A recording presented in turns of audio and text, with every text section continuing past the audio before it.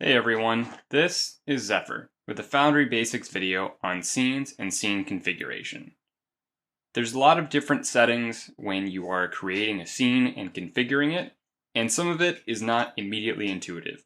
So I wanted to make this video to break down the general sections of the scene configuration and what they do so that new users to Foundry have a good resource to go to get started, and veterans of the program can come back and use this as a quick reference. There are four main sections of scene configuration: the details and dimensions, which control the most general and basic settings that you'll pretty much always have to configure; the grid configuration, vision and lighting, and then ambiance and atmosphere, which is kind of a MISC section for scene configuration. I'll also go over some of the other aspects of scenes, such as importing and exporting from compendiums, and using the context menu from within the navigation bar and the scenes directory. As I mentioned earlier, I want this to be a reference video, so please check the timestamps to jump to whatever area is most relevant to you and the project that you're working on. The first area of scene configuration is creating a scene itself.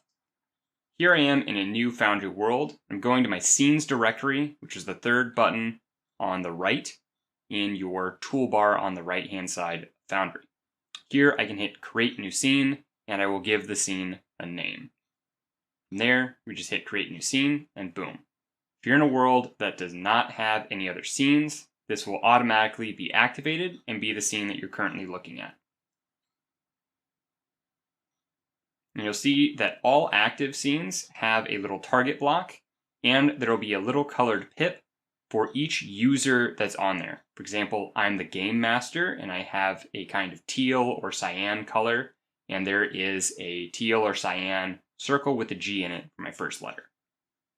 Going to the details and dimensions sections of the config, we have the scene name, which is what will appear in our scenes directory, the accessibility or navigation toggle, which will show whether it displays up top in this bar here, and who can do that. Right now it's only GM only. If I wanted players to jump around, I would switch it to all players. The navigation name is what will display in this bar up at the top. And so if I save that, you'll notice that it changes to navigation name instead of the scene name, which says example scene config. This is useful if you're doing codes for what scenes you're on, as opposed to using the exact name for the scene. Next, we have the background image, and this is what's going to show the artwork within the non-padded area of the scene. Here, I'm just selecting something from the Bailiwick Premium Towns module. Even though I don't have it active, I do have it installed on this world, so I'm able to pick any of these assets. When I hit Save Changes, you'll notice that it prompts me that we're changing the scene dimensions. That means that this image that I've selected is not the 4000 by 3000 size that the default scene configuration is.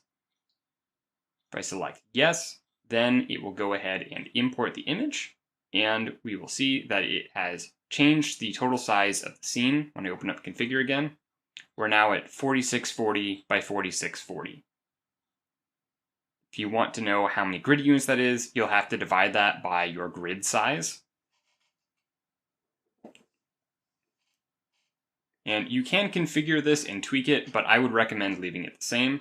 Here, this is going to be about 46.5 grid units wide. I would leave my scene dimensions the same and just adjust using my grid size or walling off sections of my scene. Next, we can see this padded area. This is all this extra area you can use for staging.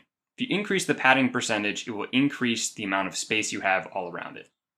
You'll see now that I've cranked it up, it looks like there is a little more than half the width of the background image on all sides of the image.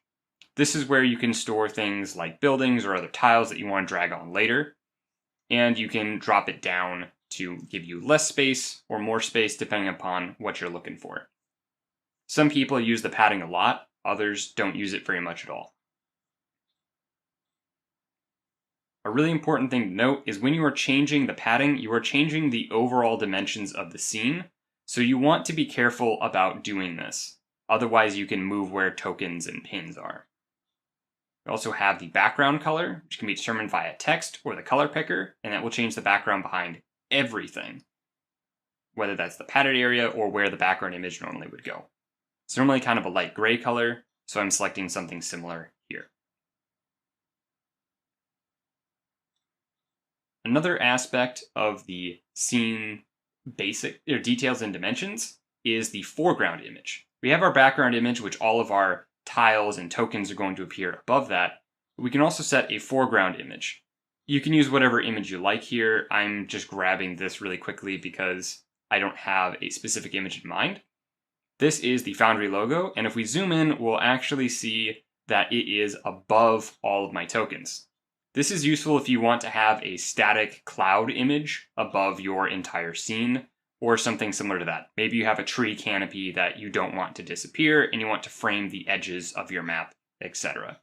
It's up to you. This is basically a giant overhead tile. With the details and dimensions done, let's take a look at grid configuration. There are several options. There's gridless, square, hexagonal rows, and hexagonal columns. Looking at hexagonal rows, we will see that the 90-degree angle sections of the hexagons are going to be oriented vertically. The vertices of the hexagons will then also be pointed up and down respectively. If we are to switch over to the hexagonal columns, we'll see that instead they are going to be oriented horizontally. So the vertices will point left and right instead of up and down. Then the main difference between odd and even is just which row things start on. Notice that when I switch that, my character is exactly halfway in between the new grids. So that's how you can tweak that depending upon your map. If we go back to square, this is kind of the basic configuration that we're used to. And we can adjust our grid size. That's going to automatically scale our tokens, but it won't necessarily automatically scale our other aspects. You always have to have a value greater than 50 on the grid size. And again, we'll see that our token has automatically scaled to fit that. As when you look in token configuration, the image settings, the width and height are based off of grid units, not based off of pixels.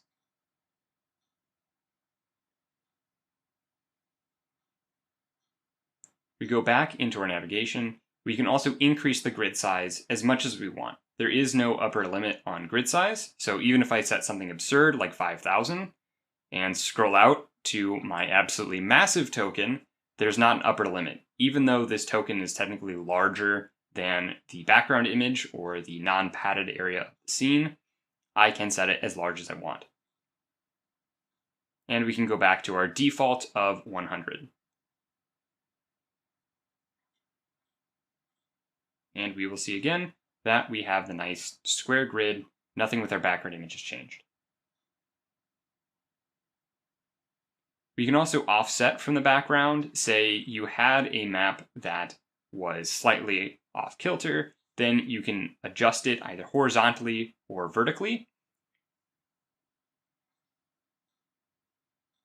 Just play around with this. This is a really uncommon thing to actually need, but occasionally if you have a map that is, say, 40 pixels over an even grid unit and you want to showcase one specific part of it, you can do that.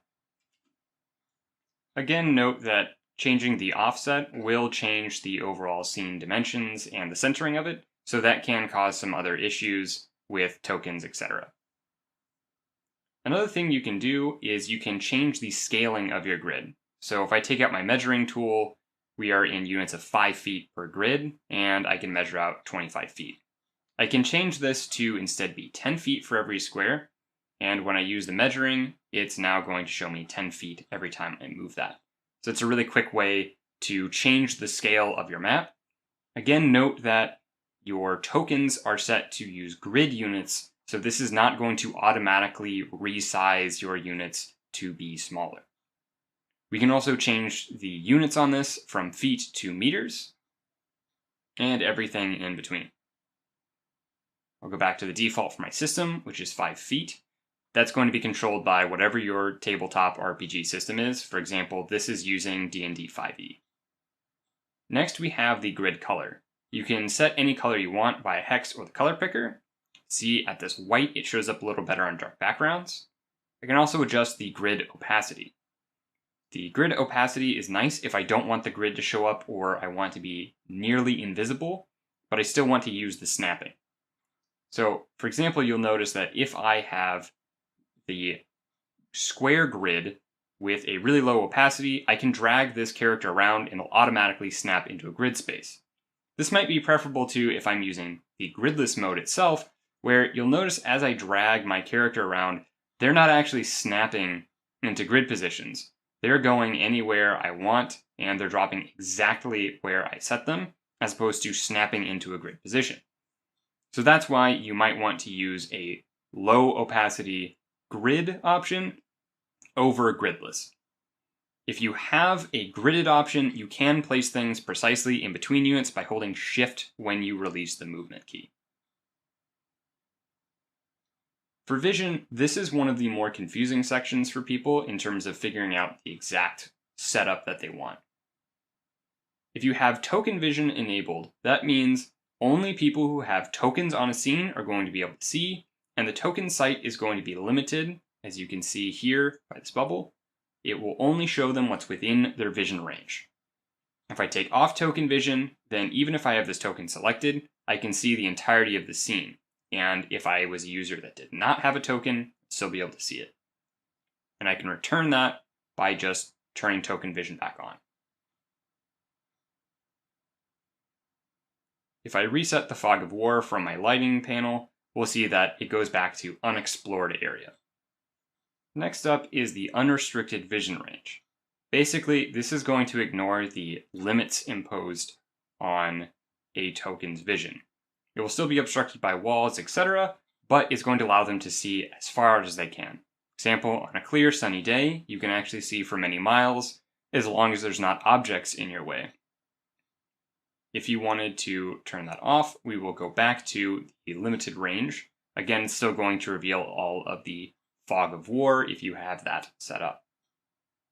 We can also set a darkness threshold, or darkness level rather, and that is going to tint the scene to make it look like it's nighttime. You can set it anywhere between 0 and 1, 1 being full darkness, and at intervals of 0.05, so 5%.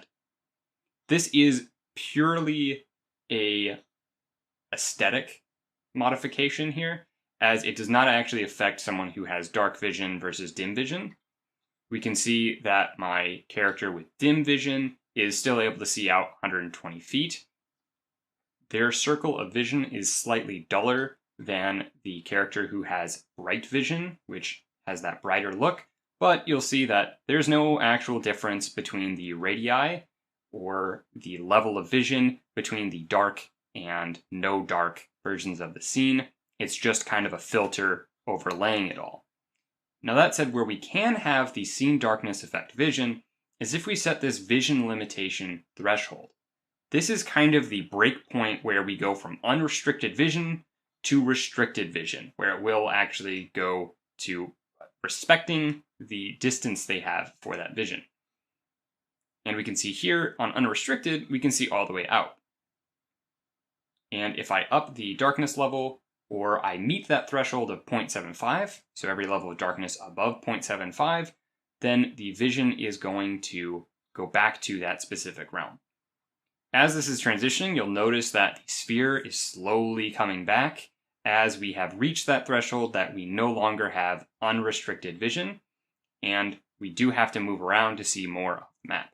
So this is really key for keeping track of how darkness works and being able to control how much of a scene users are able to view.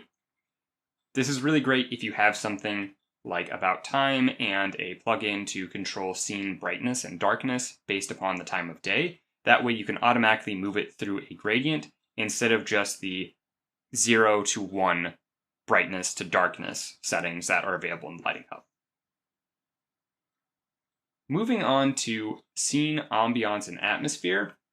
This is kind of a miscellaneous category. There's a lot of different things here. The first one is the journal notes. I have just this example journal, and if I specify that, I can right-click in the navigation pane on my scene and select Scene Notes and view a journal entry. This is great if I have a specific description I want to give to players when they first come to the scene, or I have notes about what happens once they get here, etc.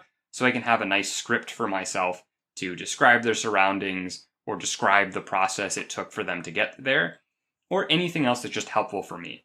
Whatever you want to use as a GM as a reference, you should put into your scene notes here.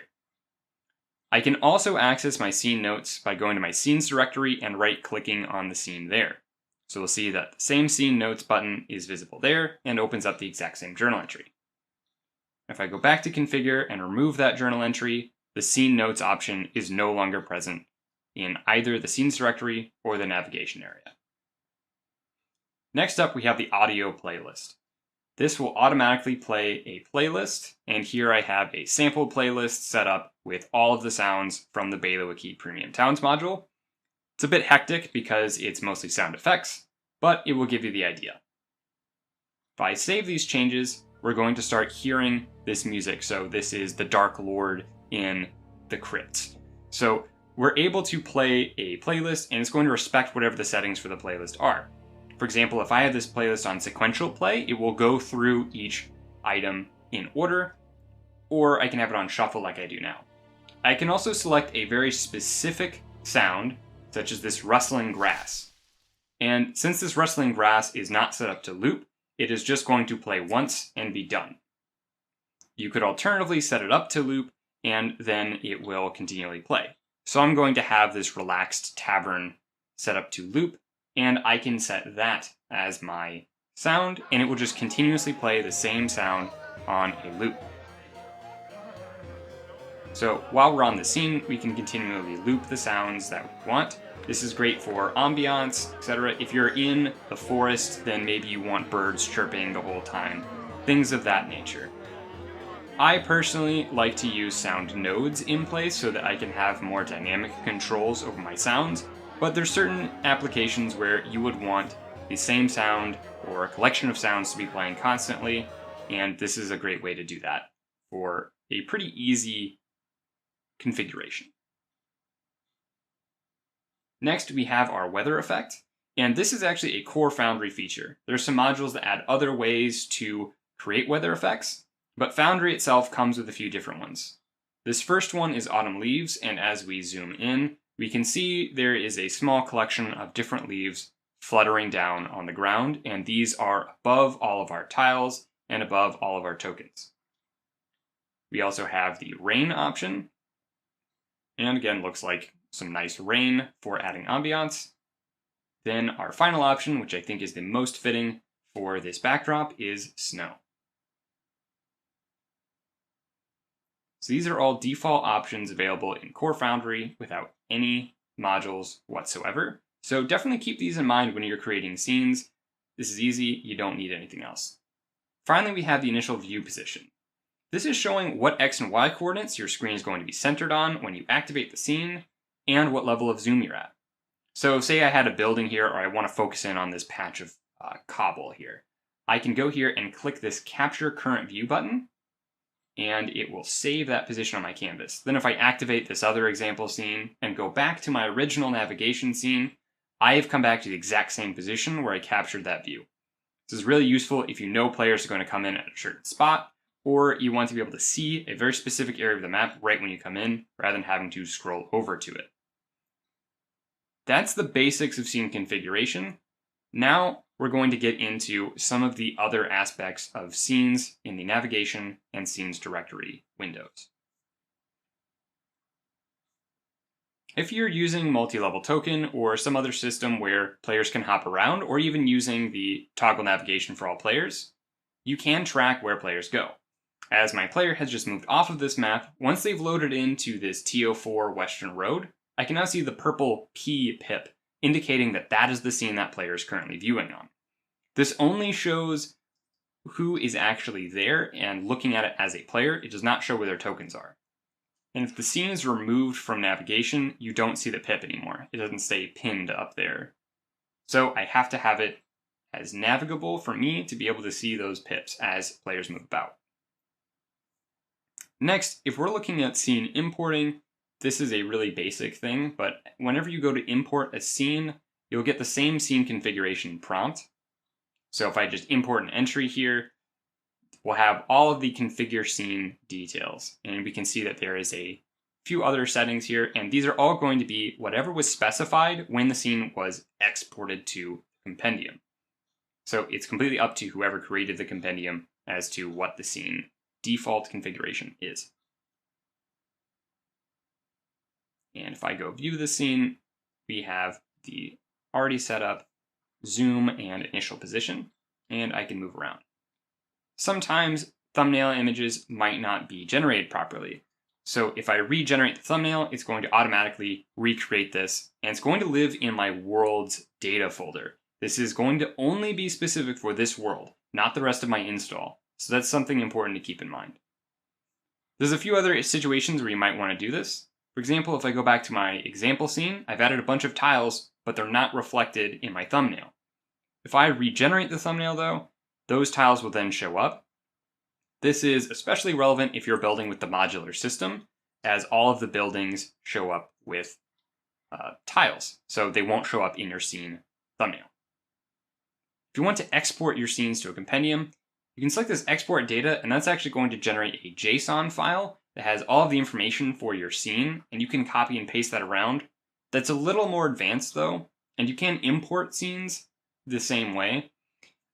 The main way you're going to want to export your scenes or save them for later is to create a compendium. I already have this example scene compendium, and that's unique to my world, etc. And here it's just as simple as dragging and dropping it into place. If you have compendium folders, you can export by a whole folder, but we're not going to worry about that. And again, if I import this entry, I'll have my scene config. You will notice that there is already the example scene that has come in. As soon as you hit import entry, it's going to bring in the scene. This is just giving you the opportunity to configure the scene how you want it.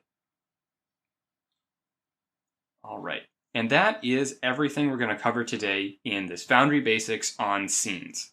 I hope that this has been helpful to you if you're new to Foundry. I hope that you learn some new things about how scenes work, and this makes configuring your own scenes for your games a lot easier.